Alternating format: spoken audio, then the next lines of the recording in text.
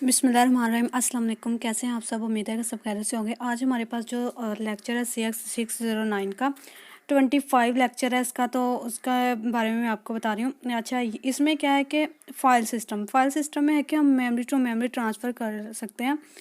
ठीक है, DMA के थ्रू उन प्रोसेसर में जो 8086 थे प्रोसेसर उनके अंदर, लेकिन जो कुछ जो प्रोसेसर होते हैं वो इसको अभी तक भी सपोर्ट नहीं करे कि मेमोरी टू मेमोरी जो है वो डाटा ट्रांसफ़र करना है।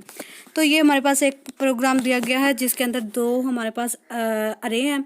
ठीक है, एक ST और एक ST1 है। और इसमें हमने क्या किया है, दोनों अरे को अलग अलग चैनल के साथ लगाना है। ठीक है, डाटा को ट्रांसफ़र करने के लिए मेन में हमने डाटा सेट का एड्रेस लिया है और बेस एड्रेस निकाला है। ठीक है, और फिर हमने इसको जो इसकी लोअर बिट हैं और हायर बिट हैं उनको अलग कर लिया और फिर ये चैनल हमने 0 के साथ कनेक्ट कर दिया है। ठीक है, ये देखें, ये चैनल 0 के साथ हमने इसको कनेक्ट कर दिया। और हमने जो कनेक्ट किया है यहाँ पे आपको पता है कैसे कनेक्ट किया। जो ये 87 पोर्ट है ना, ये चैनल 0 का पोर्ट नंबर है। और जो ये 1 और 0 और 1 है, ये भी चैनल 0 का एड्रेस है। और अब पहली जो अरे है वो हमने चैनल 0 के साथ जो है वो कनेक्ट कर दिया है। ठीक है, यहाँ पे ये उसका सारा प्रोसीजर है। फिर हमने दूसरी स्ट्रिंग को भी तो किसी चैनल के साथ कनेक्ट करना है ना, तो इसलिए हम फिर से वो डाटा सेट लेंगे। और यहाँ जो 128 लिखा हुआ है, ये क्यों लिखा है, क्यों आ रहा है, इसका आपको पता है कि हमने जो ट्रांसफ़र करना है वो नंबर ऑफ़ पैराग्राफ करने हैं। तो अगर हम 2048 को तकसीम करेंगे 16 के साथ, तो हमारे पास 128 पैराग्राफ जो आते हैं। जो पहली अरे के पास है ना 2047, उसको हमने डिवाइड करना है, उसको हमने 16 के साथ। ठीक है, और जो उसका पैराग्राफ होगा उसको स्किप करना है। पहली वाली अरे की स्पेस को हमने स्किप करना है ताकि हम दूसरी अरे का जो डाटा है वो रीड कर सकें, राइट कर सकें। ठीक है, और ये जो दूसरी अरे है इसको हमने चैनल 1 के साथ कनेक्ट करना है। ये चैनल 1 का पोर्ट एड्रेस है और ये इस चैनल का 2 और 2 जो है ये इसका एड्रेस है। ठीक है, बेस जो हमने जिसके ऊपर पोर्ट्स बनती हैं। ठीक है, तो इसमें भी ये है कि फ़र्स्ट हमने लोअर 8 बिट को ट्रांसफ़र किया और +1 करके हमने हायर बिट को ट्रांसफ़र कर दिया। इसका यही था, ये इसमें लिखा हुआ है कि लैच वगैरह। ठीक है, और यहाँ पे हमने क्या किया, यहाँ पे हमने मोड सेट कर दिया कि रीड साइकिल करना है या राइट साइकिल करना है, मोड बी पे। ठीक है, मोड बी पे हमने ये इसका मोड सेट कर दिया। उसके बाद हमने ये कमांड दे दी कंट्रोलर को ऑन होने की, 0 कमांड दे के हमने कंट्रोलर को ऑन कर दिया। और यहाँ पे ये KB हिट जो है, ये हमारे पास कीबोर्ड अगर फंक्शन है, ये C का अगर कीबोर्ड हिट होगा, कोई की प्रेस होगी तो ये फंक्शन चलेगा। ये देखें, नॉट KB, अगर ये ना होगी तो ये वाला फंक्शन जो है ये रन होंगे। तो यही प्रोग्राम था। आगे file system, disk architecture, disk partition और फाइल सिस्टम। डिस्क आर्किटेक्चर क्या होता है, डिस्क जो है वो सर्कल होती है जी। ठीक है, जिसके सेंटर में एक होल होता है और जो ये शेप है इसकी हमें रेंडमली डाटा जो है वो एक्सेस करने में बड़ा यूज़फुल है। ये आपने याद रखना है। जो डिस्क की सर्कुलर डिवीजन होती है ना, ये जो सर्कुलर डिवीजन है हमारे पास, ये इसको हम बोलते हैं ट्रैक। ठीक है, और ये जो लॉन्गिट्यूडनल डिवीजन है इसको हम सेक्टर बोलते हैं। और डिस्क जो ये आपको येलो सा नज़र आ रहा है, ये हमारे पास ब्लॉक है। और हर एक जो एड्रेसेबल यूनिट होता है उसको 3 पैरामीटर के साथ जो है वो एड्रेस किया जाता है। हर पैरामीटर का नाम और इन पैरामीटर का जो नाम है वो हमारे पास है हेड, सेक्टर और ट्रैक। ये 3 पैरामीटर हैं जिसके ज़रिए हम किसी भी एड्रेसेबल जो यूनिट होता है उसको एड्रेस करते हैं। ठीक है, जब भी डिस्क जो है वो रोटेट करती है और सेक्टर को तब्दील करती है और हेड भी जो है वो ट्रैक को चेंज करता जाता है और आगे बढ़ता जाता है। और हर जो एड्रेसेबल यूनिट होता है ना, अपने एड्रेस को, जो उसका फिज़िकल एड्रेस होता है ना वो यूनिक होता है, उसका कम्बिनेशन जो है वो यूनिक होता है, जिसके अंदर सेक्टर, हेड और ट्रैक होते हैं, ठीक है। और ये जो येलो वाला मैंने आपको दिखाया था ये एक ट्रैक का हिस्सा है जिसको हम ब्लॉक कहते हैं, और ये जो है वो स्मॉल यूनिट होता है डिस्क का, ठीक है। ये स्मॉल यूनिट है डिस्क का। इसका एड्रेस भी होता है ट्रैक, हेड और सेक्टर पैरामीटर के ज़रिए हम इसको भी स्पेसिफाई करते हैं।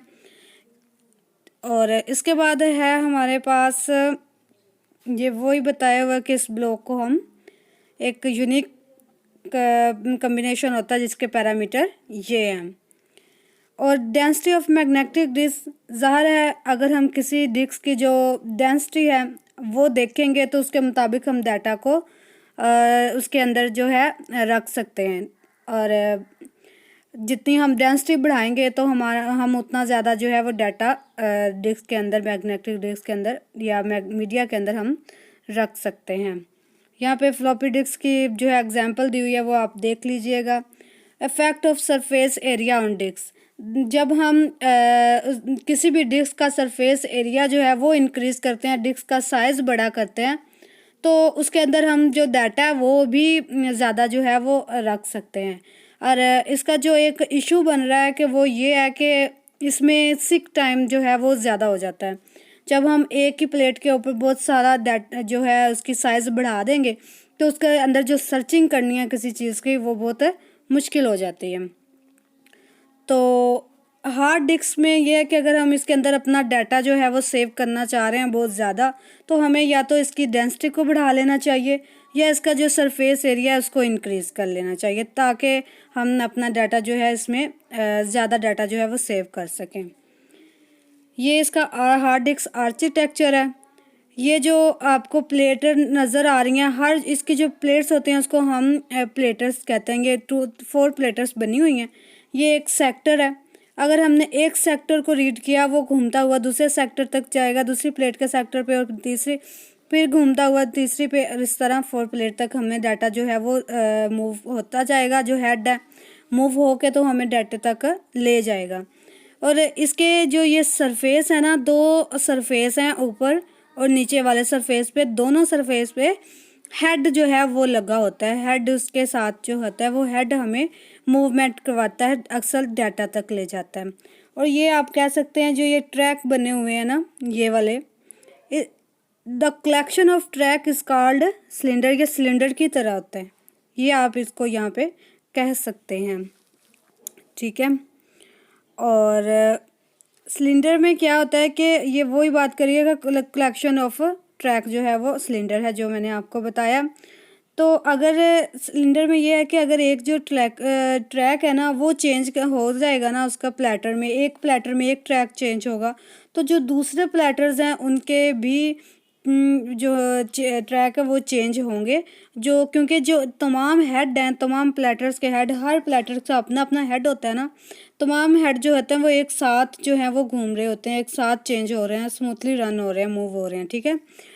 तो ये इसका था। और रोटेशनल डिले क्या होता है, जब हम यहाँ से फॉर एग्जांपल आपने एक ब्लॉक तक जाना है, ठीक है, और एक ब्लॉक तक जाने के लिए डिस्क रोटेट करके नीचे वाले सेक्टर पर आ जाती है ना, तो इसको हम डिले टाइम कहते हैं। और फॉर एग्जांपल डिस्क बहुत बड़ी है, ठीक है, डिस्क बहुत बड़ी है तो वहाँ आपको सर्च टाइम भी काफ़ी लगेगा, ठीक है। उस सर्च टाइम को हम सीक टाइम कहते हैं, ठीक है। जो सर्च टाइम होता है, आप एग्जांपल आपकी ज़ुबान में हम सर्च टाइम भी इसको कह सकते हैं कि जो उस सर्च टाइम, जितना सर्च में टाइम लगेगा उसको हम सीक टाइम कहते हैं। और उसके बाद फाइनली अगर जब हमें डाटा मिल जाता है तो उसको हम एक्सेस टाइम कहते हैं कि कितना टाइम में हमने डाटा जो है वो एक्सेस कर लिया, क्या क्या प्रोसेस किया, जो सारा प्रोसेस किया ना उसके ऊपर जितना भी टाइम लगा है उसको हम डाटा एक्सेस टाइम कहते हैं या एक्सेस टाइम कहते हैं, ठीक है। आगे आ जाता है हेड इज़ लाइक इलेक्ट्रिक कोल। सही बात है कि हेड जो है वो इलेक्ट्रिक कोल की तरह है। अगर तो इसकी जो इलेक्ट्रिसिटी है वो हेड की वो प्रोड्यूस करता रहे तो समझे कि ये लॉजिक 1 पे चल रहा है। अगर जो ये इलेक्ट्रिसिटी प्रोड्यूस ना कर रहा हो तो ये लॉजिक 0 पे है। तो ये जो है हेड पोजीशन एंड प्रिक्लेशन, इसमें क्या है कि अगर जो सरफेस है डिस्क की अच्छा टच हो रही है तो हमारे पास जो इसकी स्पीड होगी ना डिस्क की वो 300 RMP होगी, तब जो है वो हेड जो है वो सरफेस को टच कर सकता है। अगर इसकी स्पीड ज़्यादा होगी तो ये बिल्कुल भी जो है वो टच नहीं कर सकता, क्योंकि ये माइक्रो डिस्टेंस पे होता है सरफेस के। अगर आपको ज़ाहिर है जब एक बहुत ही हाई स्पीड पे कुछ घूम रहा हो, कोई चीज़ घूम रही हो तो उसको हम टच करेंगे, ज़ाहिर है तो वो अफेक्ट तो होगा। तो ये इन्होंने यहाँ पे कहा हुआ है। तो ये आप देख ले कि हार्मफुल है वन फैटल के लिए, ये कुछ ख़ास नहीं है।